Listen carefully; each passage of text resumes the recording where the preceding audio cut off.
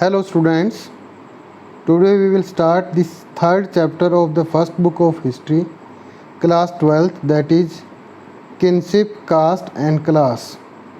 So we will read about kinship, caste and class, and it is all about the early societies and the period is between 600 CE to 600 BCE. It means approximately 1200 years time that we are going to discuss over here. Now we will discuss the sources upon which we have reconstructed the history of that time. तो हम इनमें sources की बात करेंगे, किन किन sources से हमने मदद ली इस हिस्ट्री को बनाने के लिए. Historians used textual tradition to understand the changes in the politics and economics. Means many textual books are available of that time through which we come to know about the period that we are talking about. जिस period की हम बात कर रहे हैं उससे संबंधित हमारे पास बहुत सारी बुक्स वगैरह अवेलेबल हैं, कुछ पुराने टेक्स्ट अवेलेबल हैं जिससे हमें उस समय के बारे में पता चलता है.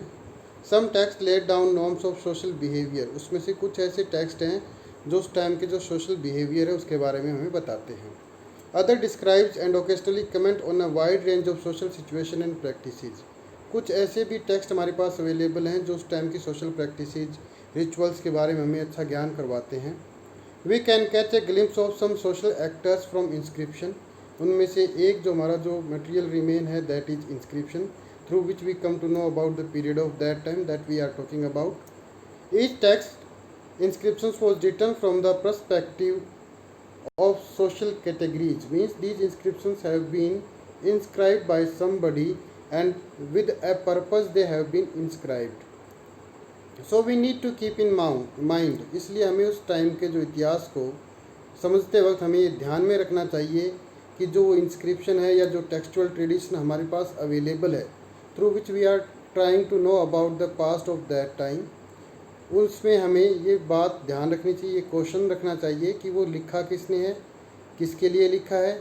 यानी कि क्या राजा ने लिखवाया है या आम आदमी ने लिखवाया है. क्योंकि जो भी लिखवाता है वो अपने पर्सपेक्टिव के ज़रिए लिखाता है, वो देखना चाहता है कि लोग उसको किस नज़रिए से देखें.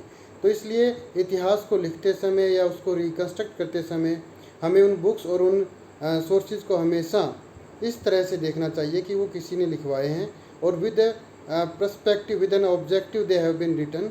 तो हमें उसको समझना चाहिए, फिर ही हमें इतिहास को रिकन्स्ट्रक्ट करने के बारे में सोचना चाहिए. We also need to consider the language of the historical text. उसमें सबसे इम्पोर्टेंट जो पार्ट आता है वो लैंग्वेज का आता है कि उस टेक्स्ट की लैंग्वेज कैसी है.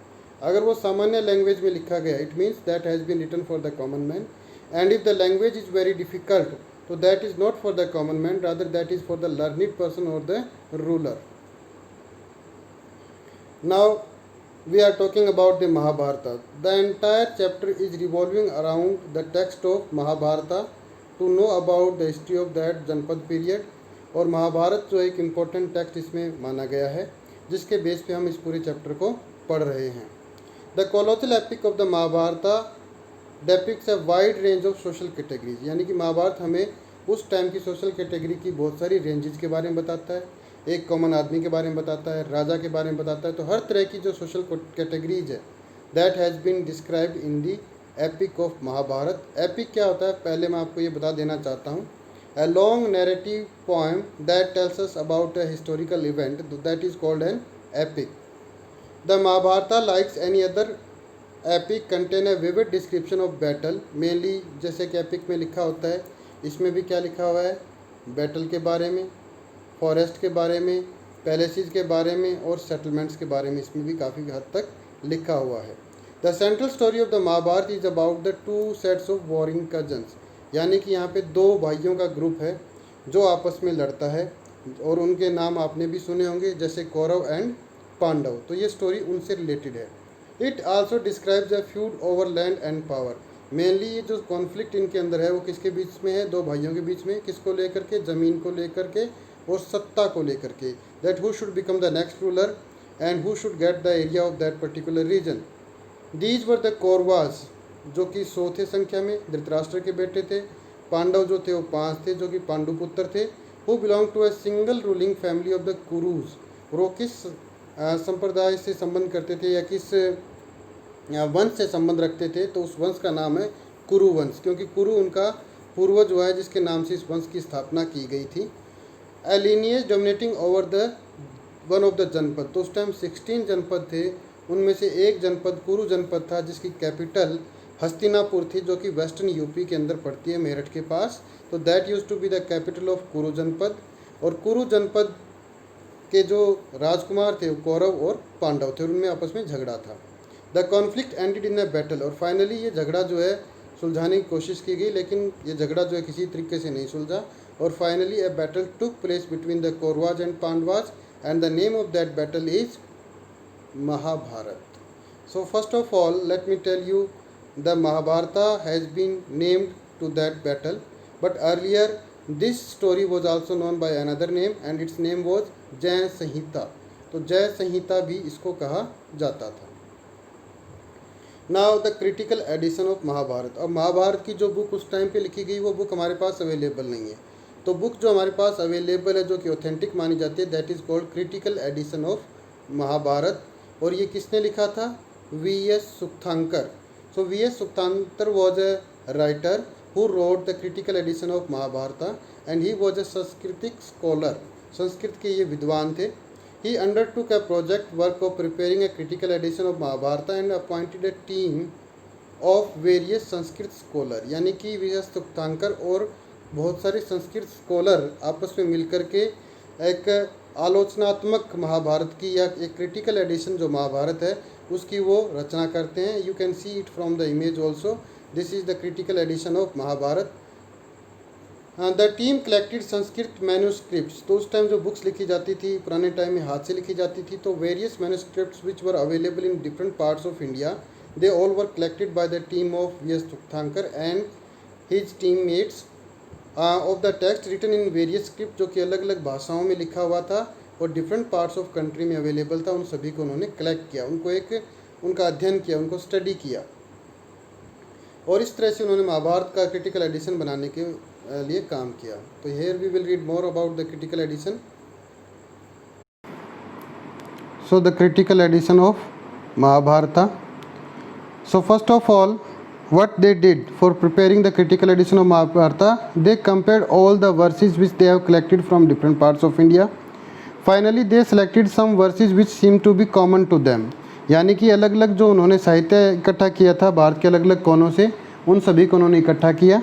उसके बाद में उन्होंने वो उसमें से श्लोक्स उठाए, वो चीज़ें उठाई जो सब में कॉमन थी, यानी कि वो चीज़ें ऑथेंटिक थी। इट मीन्स सभी जो ग्रंथ उस टाइम अवेलेबल थे वो सारे के सारे उन बातों पे सहमत थे, उनको उन्होंने कलेक्ट किया। They publish these versus in several volumes running over 13,000 pages, और उन्होंने उन वर्सेज को जो है 13,000 पन्नों में इकट्ठा किया और उन्होंने एक बुक लिखी जिसको बोलते हैं क्रिटिकल एडिशन ऑफ महाभारत।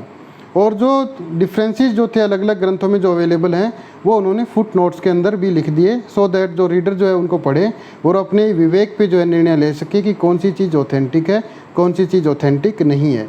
और ये उसमें से एक पेज दिया गया है, तो ये देख सकते हैं आप, यहाँ पे कुछ वर्सेस लिखी हुई हैं। तो these are the common verses which were found in different scriptures और different books which were available throughout the subcontinent. तो ये कॉमन चीज़ें ऊपर लिखी गई और जो वेरिएशंस नज़र आए थे अलग अलग ग्रंथों में वो सारे के सारे नीचे इस तरह से लिखे गए थे in the form of foot notes. Now enormous regional variations were also available which has been written in the footnotes। तो इस प्रकार से हमें जो है महाभारत के अलग अलग ग्रंथों को इकट्ठा करके एक उसका जो है स्वरूप प्रदान किया गया जिसको बोलते हैं क्रिटिकल एडिशन ऑफ महाभारत, क्योंकि उसमें अलग अलग लोकल आइडियाज़, लोकल प्रैक्टिसेस वो भी जो है उस स्टोरी के अंदर मिक्सअप हो गई थी, तो उनको भी फुटनोट्स में लिखा गया है। तो इस प्रकार से जो चीज़ें सबसे ज़्यादा ऑथेंटिक नज़र आई V.S. सुक्तांकर और उसकी टीम को, they all were collected and they were composed in a book and that is called critical edition of Mahabharata and it was running over 13,000 pages. अब इस क्रिटिकल एडिशन ऑफ महाभारत को कंप्लीट करने में कितना टाइम लगा? इसको कंप्लीट करने में ऑलमोस्ट 47 ईयर्स का टाइम लगा था।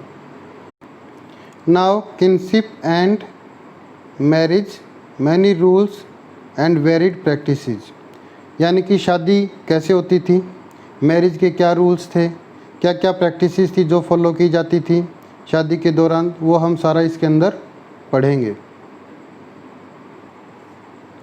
All the families are not identical, they vary in terms of number, relationship with each other and the kinds of activities they share. यानी कि सबसे जो छोटी यूनिट है सोसाइटी की, दैट इज़ फैमिली। और सारी फैमिली एक जैसी नहीं होती, वो एक दूसरे से डिफ़र करती हैं। किस में? दिखने में, रिलेशनशिप में, फैमिली मेम्बर्स में, what rituals they perform, they all are not the same, they differ from each other. Very often people belonging to the same family share food, other resources like live together, work together and perform rituals together. यानी कि family member जितने भी इकट्ठे रहते हैं वो एक साथ रहते हैं, वो एक साथ खाना खाते हैं, फूड और रिसोर्सेज को शेयर करते हैं, इकट्ठे काम करते हैं और रिचुअल्स भी इकट्ठे परफॉर्म करते हैं। जनरली जो रिचुअल्स वगैरह करते हैं उनका जो हेड होता है वो फैमिली का हेड होता है, जिसको गृहपति कहा जाता है। Families are generally a larger part of the network of people known as the relatives. तो फैमिली जो है स्मॉलेस्ट यूनिट है सोसाइटी की, और वो जो फैमिली बहुत सारी मिलकर के आपस में क्या बन जाते हैं? रिलेटिव्स बन जाते हैं, जिनको क्या बोला जाता है? किनफोक। तो हम पहले किसके बारे में पढ़ रहे हैं? Kinship, caste and class. तो किनफोक क्या होते हैं? A large group of families related to each other are called kinfolk.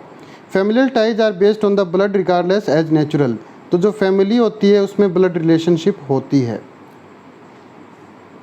Now kinship and marriages. अब किनशिप किससे बनती है? वो मैरिज से बनती है। इसके लिए क्या क्या रूल उस टाइम फॉलो किए जाते थे उसके बारे में हम पढ़ेंगे। तो हम यहाँ पे बेस किसको बना रहे हैं? महाभारत की स्टोरी को बना रहे हैं। They are defined in many ways such as the some societies are regarded as relative, in other societies regarded they are not. यानी कि कुछ लोग जो है आपस में एक दूसरे को रिलेटिव मानते हैं कुछ सोसाइटीज़ में, और आपस में रिलेशन में वो शादी नहीं करते, यानी कि उनको ब्लड रिलेटिव जिनको मानते हैं उनमें शादी नहीं करते। In the case of early societies it is easy for the historians to retrieve information about the families of elite class. तो हमारे पास जो हिस्ट्री अवेलेबल है पुराने टाइम की वो एलिट क्लास की अवेलेबल है। यानी कि महाभारत की स्टोरी जो है वो एलिट क्लास की स्टोरी है, यानी कि आम आदमी की कहानी नहीं है, राजाओं महाराजाओं की कहानी है। पर कहीं कहीं पे आम आदमी के बारे में भी इसमें लिखा होता है तो हमें उनके बारे में पता चल जाता है, लेकिन मेनली जो हमें हिस्ट्री का पता लगता है वो एलिट क्लास की हिस्ट्री का ही पता इसमें हमें चलता है। On the other hand it is very difficult to reconstruct the family relationship of ordinary people, क्योंकि उनके बारे में ज़्यादा लिखा नहीं होता, इसलिए ऑर्डनरी पीपल के बारे में हमें ज़्यादा पता इससे जो स्टोरीज से नहीं चलता। Another important factor is the attitude towards family and kinship. दूसरा हमें इसमें पता लगता है कि फैमिली और किनशिप के लिए लोगों का एटीट्यूड उस टाइम कैसा होता था। It is important, it is also investigated and analyzed by the historians. These factors are important as they give insight into people's thinking. यानी कि उनके एटीट्यूड किसे हमें किसके बारे में पता चलता है कि उनके लोगों की थिंकिंग कैसी थी। यानी कि फैमिली रिलेशन से, शादियाँ से फैमिली रिलेशन बनता था, बाद में उनके एटीट्यूड एक दूसरे के रिश्ते के प्रति कैसा होता था, उन सब का पता हमें इनसे चलता है। तो ये हिस्टोरियंस उनको एनालाइज करते हैं और महाभारत की स्टोरी इसमें काफ़ी रिच है, उससे हमें उस टाइम की सोसाइटी और फैमिलियल टाई के बारे में पता चलता है। नाउ जो सबसे पहले हमें इसके बारे में पता चलता है that is about the patriliny. So the ideal of patriliny मतलब जिसमें फादर इंपॉर्टेंट होता है। तो पैट्री वर्ड जो है that has come from pitri, pitri means father. So patriliny means tracing descendant from father to the son. यानी कि पहले जो होता है सबसे जो इम्पोर्टेंट पार्ट होता है फैमिली का, जो हेड होता है फैमिली का दैट इज़ फादर, जो कि एल्डेस्ट भी होता है और मैन होता है, और मेल को ही जो है फैमिली का हेड माना जाता था, फीमेल को नहीं माना जाता। तो इसलिए इसको हम बोलते हैं पैट्रिलिनी। उसके बाद में जो फैमिली की कमांड जाती है वो उसके बेटे को जाती है, then it goes to the grandson. So this system in which the successive generations are only the male, first of all father, thereafter his son, then his grandson. तो that system is called the patrilineal system. और हमारी society आज भी पैट्रिलिनी में believe करती है। And मैट्रिलिनी जो कि एक अलग तरह की सोसाइटी है, in which mother is considered more important, जिसमें माँ इंपॉर्टेंट होती है, माँ घर की मुखिया होती है, उसके बाद में उसकी बेटी हो जाती है, तो दैट इज़ कॉल्ड मैट्रिलिनी। लेकिन जो पुरानी हमारी सोसाइटी हमें पता चलती है महाभारत वगैरह से, that is only about the patriliny, यानी कि फादर को इम्पोर्टेंट माना जाता था। Under patriliny system sons have claim to their fathers wealth when the latter died. यानी कि फादर की जब डेथ हो जाती है तो उसकी प्रॉपर्टी पे अधिकार बेटे का माना जाता है, बेटी का अधिकार नहीं माना जाता। तो उस सिस्टम को हम पैट्रिलिनियल सिस्टम कहते हैं। In case of the king did not have a son, he was succeeded by one of his brothers. जैसे कि अगर राजा उसकी डेथ हो जाती है, उसके कोई पुत्र नहीं है, तो उसका जो क्लोज रिलेटिव होता है, यानी कि उसका भाई भी हो सकता है या कोई और रिश्तेदार जो उसके सबसे क्लोज होता है, लेकिन बनता राजा कौन है? मेल ही बनता था, फीमेल को राजा नहीं बनाया जाता था, उसकी पत्नी को राजा नहीं बनाया जाता था। Sometimes other kinsmans claim the throne and it was very exceptional cases, यानी कि उसके भाई वगैरह के अलावा, जो ब्लड रिलेशन में, उसके अलावा कुछ और को भी राजा बनाने का अधिकार दे दिया जाता था। लेकिन ये केसेस जो हैं काफ़ी एक्सेप्शनल है, ज़्यादा इनके बारे में पता हमें नहीं चलता। एंड ये बहुत ही रेयरेस्ट ऑफ रेयर केस है where women exercise the power, जहाँ पे औरतों को पावर दी गई थी। लेकिन एक एग्जाम्पल जो हम सेकेंड चैप्टर में ही पढ़ सकें, that is about the Prabhavati Gupta, यानी कि Prabhavati Gupta who donated a village and name of that village is Danguna to a Brahman, यानी कि उसके पास प्रॉपर्टी राइट थे और वो अपनी प्रॉपर्टी को किसी को डोनेट भी कर सकती थी। लेकिन उसका एक्सेप्शनल केस था। क्यों था उसका एक्सेप्शनल केस? उसका एक रीज़न था, क्योंकि she was the daughter of a king and that was a great king, that is Chandragupta second. सो उसके केस को हम बाकी लोगों से कंपेयर नहीं कर सकते। तो प्रभावती गुप्ता का एक केस मिलता है जहाँ पे उसके पास प्रॉपर्टी राइट्स भी थे, अदरवाइज फीमेल को प्रॉपर्टी राइट्स नहीं होते थे। Then this is the map you can see, this is all about the mahajanapada period which is also given in your book. तो इसमें हम देखते हैं कि ये गंगा रिवर है जो कि यहाँ से निकलती है उत्तराखंड से और ये ऐसे जाती है, और इस गंगा नदी के आसपास काफ़ी सिटीज़ डेवलप हुए थे। दूसरी रिवर है Yamuna, this is Yamuna river. तो हम बात कर रहे हैं कुरु किंगडम की, तो you can see that between Ganga and Yamuna this is Indraprastha, Hastinapur. So these were the part of कुरु किंगडम। इसके अलावा और भी इम्पोर्टेंट किंगडम्स थी उस टाइम, जैसे कि कौशल, मल्लाज, पांचालाज, सूरसेनाज, मत्स्य, अवंती, जिनका महाभारत की बुक के अंदर या महाभारत की स्टोरी में भी जिक्र अक्सर आता है। ये एक नीचे एक्सेप्ट दे रखा है जो कि तुम्हारी बुक में भी दे रखा है, दैट इज़ प्रोड्यूसिंग फाइन सन, यानी कि अच्छे पुत्र पैदा करो। So this is a mantra which has been taken from the Rigveda. Rigveda का एक मंत्र है जिसको इसमें लिखा गया है, और ये अक्सर कब चैंट किया जाता है? जब लड़की की शादी होती है, तो पंडित इस मंत्र को अब भी बोलता है। इसका मतलब होता है कि शादी के बाद वो अगले घर में जाए और उसके घर में इंद्र जैसे बेटे पैदा करे जो उसके कुल के नाम को आगे रोशन करें, आगे चलाएं, यानी कि इसमें बेटी का जिक्र नहीं होता। तो इस प्रकार से हम देखते हैं कि ग्रंथों में भी पैट्रिलिनी को ही एम्फेसाइज किया गया था। तो पैट्रिलिनी का जो कॉन्सेप्ट है वो काफ़ी इंपॉर्टेंट कॉन्सेप्ट निकल करके महाभारत की स्टोरी या पुराने टेक्स्ट से आता है। And there was a conflict between Kauravas and Pandavas and that is also about the patrilineal succession. वो कॉन्फ्लिक्ट भी क्यों था? क्योंकि राजा के बाद नेक्स्ट राजा कौन बनेगा, जैसे कि पांडु की प्रीमैच्योर डेथ हो गई थी, उसके बाद में केयर टेकर रूलर जो था धृतराष्ट्र को बनाया गया था। अब दुर्योधन क्लेम कर रहा था कि धृतराष्ट्र का सबसे बड़ा बेटा होने के नाते उसको नेक्स्ट जो है हस्तिनापुर का राजा बनाया जाए।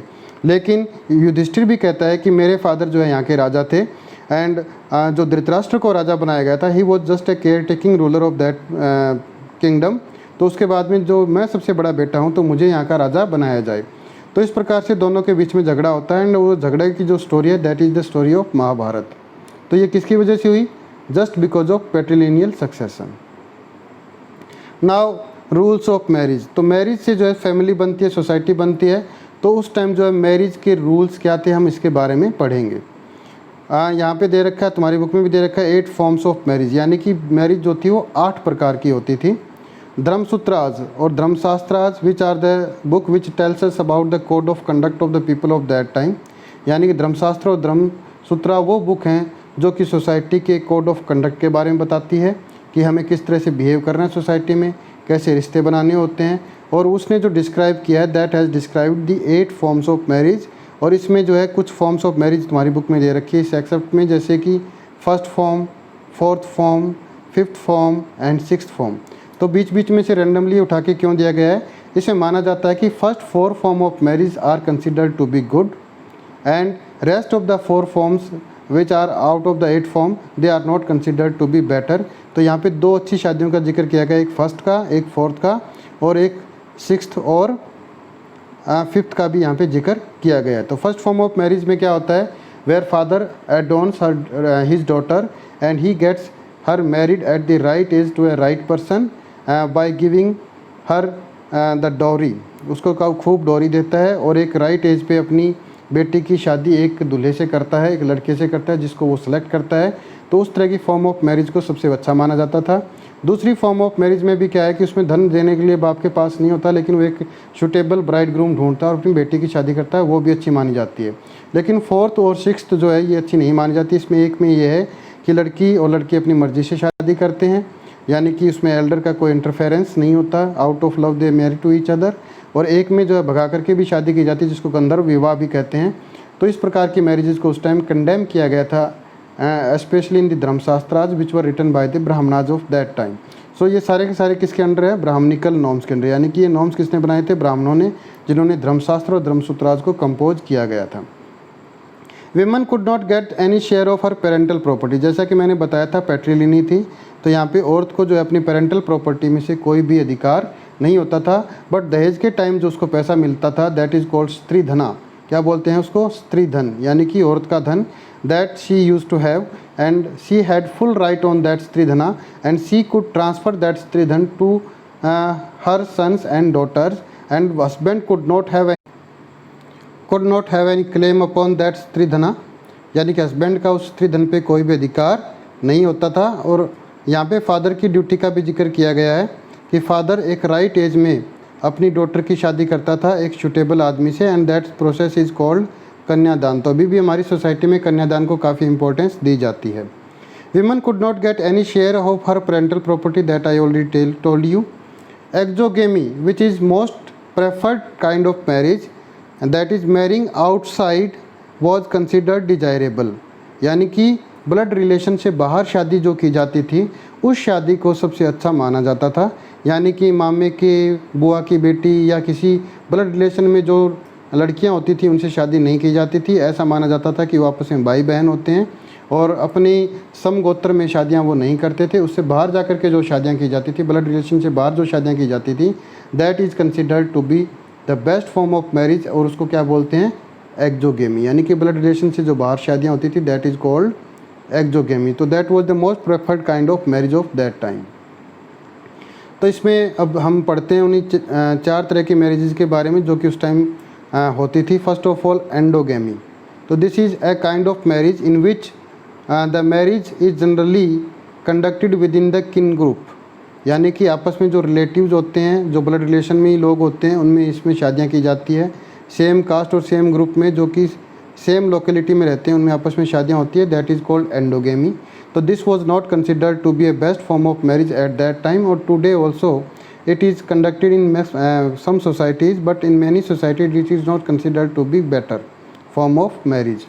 दूसरा है एक्सोगेमी। एक्सोगेमी मीन्स अपने ब्लड रिलेशन से बाहर और अपने किनशिप से बाहर जाकर के जो शादी की जाती थी दैट इज़ कॉल्ड एक्सोगेमी, यानी कि ब्लड रिलेशन से बाहर शादी अक्सर की जाती थी। तो this is considered to be the best form of marriage.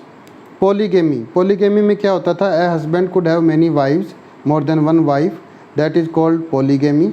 So we have got various examples of polygamy from Mahabharata itself. जैसे कि हमें नज़र आता है पांडव के 2 पत्नियाँ थी, तो इसका मतलब that is A part of polygamy. Arjun के भी कई पत्नियाँ थी, that is also a part of polygamy. भगवान श्री कृष्ण का जहाँ जिक्र आता है महाभारत में, उनके भी कई रानियाँ होती थी, तो that is a kind of polygamy. तो पॉलीगेमी जो थी उस टाइम वाइडली एक्सेप्टेड प्रैक्टिस होती थी मैरिज की। Then comes the polyandry. In polyandry what happens, a lady could have more than one husband, यानी कि एक पत्नी के एक से ज़्यादा पति होते थे। तो पॉलिंड्री के ज़्यादा एग्जाम्पल हमें नज़र नहीं आते। एक ही एग्जाम्पल जो हमें नज़र आता है वो महाभारत की स्टोरी से आता है, दैट इज़ ऑफ द्रौपदी।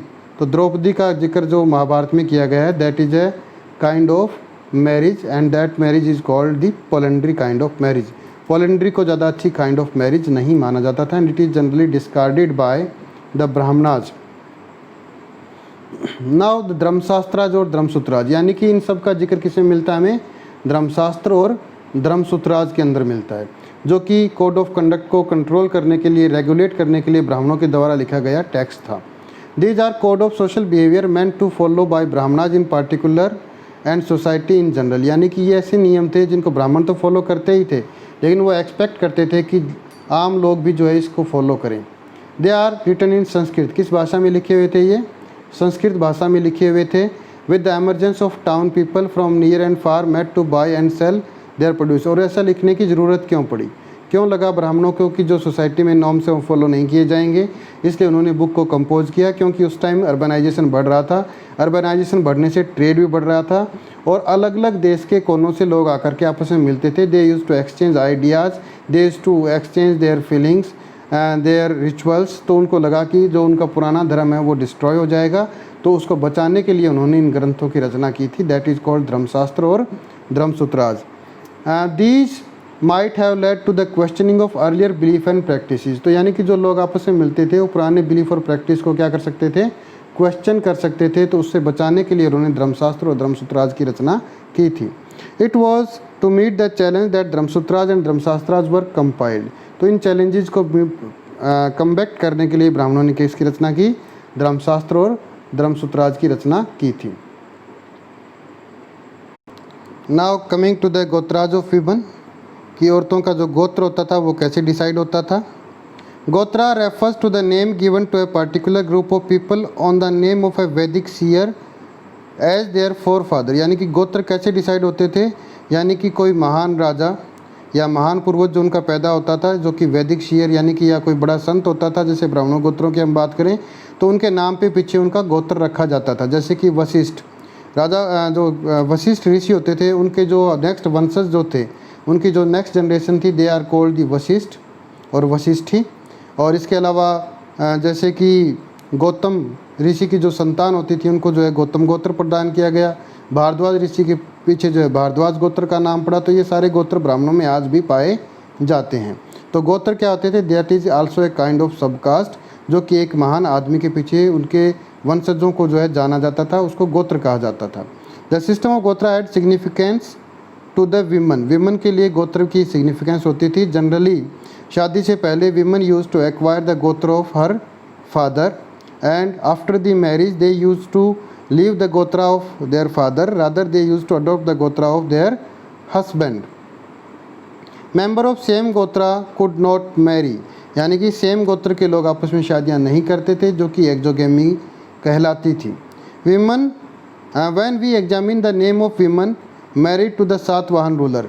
लेकिन ऐसा नहीं था कि जो ये रूल ब्राह्मणों ने लिखा था कि सम गोत्र में शादी नहीं करनी, एक्सोगेमी जो है बेटर फॉर्म ऑफ मैरिज है, एंडोगेमी इतनी अच्छी नहीं है, ऐसा यूनिवर्सली फॉलो किया जाता था, ज़रूरी नहीं था। तो there are many exceptions found regarding this gotra system, और उसमें से एक यहाँ आपकी बुक में दे रखा है। तो this is an excerpt which has been taken from the southern dynasty that is called Satavahana dynasty, जो कि डेक्कन के इलाके में रूल करती थी। सातवाहनाज वर ब्राह्मण बाय कास्ट, सातवाहन ब्राह्मण थे जाति से, लेकिन फिर भी जो ब्राह्मणों के लिखे हुए नियम थे उनका पालन वो नहीं करते थे। और वो हमें कैसे पता चलता है, उनके जो नाम लिखे हुए हैं। From that inscription we come to know about that they did not use to follow the exogamy, they followed the endogamy. जो कि ब्राह्मण क्या कहते थे, exogamy is the best kind of marriage. जैसे कि यहाँ जिक्र है, राजा गौतमी पुता श्री सतकर्णी। तो नाम क्या है, सतकर्णी। बेटा किसका है, गौतमी। गौतमी की मतलब गौतम ऋषि की जो संतान थी उसकी मदर होती थी, यानी गौतम ऋषि के परिवार से उसकी माँ बिलोंग करती थी, तो गौतमी गोत्र की उसकी माँ होती थी। राजा वशिष्ठी पुता स्वामी श्री पुल्लमाई। तो नाम राजा का है पुल्लिमाई, लेकिन बेटा किसका था, वशिष्ठी, यानी कि वशिष्ठ गोत्र की लेडी का बेटा था। अगेन हम देखते हैं दोबारा से नाम क्या रिपीट हुआ, गौतमी पुता। दोबारा से गौतमी आ गई, फिर माधुरी आ गई, वो एक अलग गोत्र आ गया, फिर वशिष्ठी आ गई। यानी कि एक ही गोत्र में repeatedly they use to marry, it means they did not follow the exogamy, rather they followed the endogamy. Otherwise जिस गोत्र की मदर होती है उस गोत्र में बेटा शादी नहीं करता। लेकिन यहाँ गौतमी पुत्र सतकर्णी था, उसके बाद की जो लोग थे वो भी जो है गौतमी फैमिली के अंदर शादी कर रहे थे। तो इसका मतलब वो एंडोगेमी फॉलो कर रहे थे, एक्सोगेमी फॉलो नहीं कर रहे थे। तो इस चैप्टर में हम यही पढ़ रहे हैं बारी बारी कि जो रूल्स धर्मशास्त्र और धर्मसूत्राज में लिखे गए थे क्या वो 100% फॉलो होते थे या नहीं होते थे। इफ़ देयर वर एक्सेप्शंस, तो what were those exceptions and where we get to know about those exceptions. तो हम इसी के बारे में बात इसमें कर रहे हैं। अब आता है कि फादर के बारे में हमने पढ़ा कि पैट्रिलिनी एक उस टाइम फॉलो की जाती थी, लेकिन हम देखेंगे कि ये मदर भी क्या इम्पोर्टेंट होती थी या नहीं होती थी। तो we will discuss about were mothers important और नॉट। जैसे कि सातवाहन के हम केस में देखते हैं बेटे के नाम के आगे मदर का नाम लिखा हुआ था, जो कि दिखाता है कि मदर काफ़ी इम्पोर्टेंट उस सोसाइटी में मानी जाती थी। लेकिन क्या हर जगह मदर की इम्पोर्टेंस थी या नहीं, that we will discuss from this excerpt which has also been given in your book and it has also been taken from the same story, that is the story of Mahabharata. So the Mahabharata describes an incident which took place between the Kauravas and their mother and the Pandavas and their mother. तो इसमें पांडव जो है वो अपनी माँ की सारी बात मानते हैं, जैसे कि द्रौपदी की शादी के रिगार्डिंग जो कमांड उन्होंने दी थी कि जो भी लेके आए हो पांचों भाई आपस में डिवाइड कर लो, इस तरह से जो द्रौपदी थी 5 लोगों की पत्नी बन गई थी. And Pandava use to respect their mother.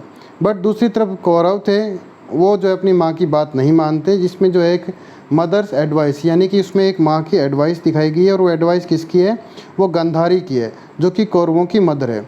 She use to advise the Duryodhana that they should not be the rival to the Pandavas, कि उनको पांडवों के साथ राइवलरी नहीं रखनी चाहिए, उनके साथ झगड़ा नहीं करना चाहिए, क्योंकि वो उनके ब्लड रिलेटिव हैं, उनके भाई हैं, तो उनसे मिल करके चलना चाहिए. वो काफ़ी बहादुर हैं, यानी कि अगर कौरव और पांडव सारे मिल करके रहें तो पूरी दुनिया को रूल कर सकते हैं, वो अच्छे से रह सकते हैं, और भाइयों के साथ आपस में टकराव अच्छी बात नहीं है. और उसका मानना था कि पांडव काफ़ी बहादुर, काफ़ी वीर हैं, अगर कौरव उनसे लड़ेंगे तो कौरवों का विनाश हो जाएगा. तो ये बात मदर जो है दुर्योधन की वो सिखाती है, अपने बेटे को बताती है. But Duryodhana discarded the advice of his mother, और वो पांडवों के साथ युद्ध करता है महाभारत का, और finally he lost the battle of Mahabharata. जबकि दूसरी तरफ पांडव जो है अपनी मदर के एडवाइस का पालन करते हैं और वो विक्टोरियस बनते हैं. तो इसमें दिखाता है कि there use to be the importance of mother in the society, and some people were also not giving much importance to the mother, but by and large mothers use to be considered to be very very important.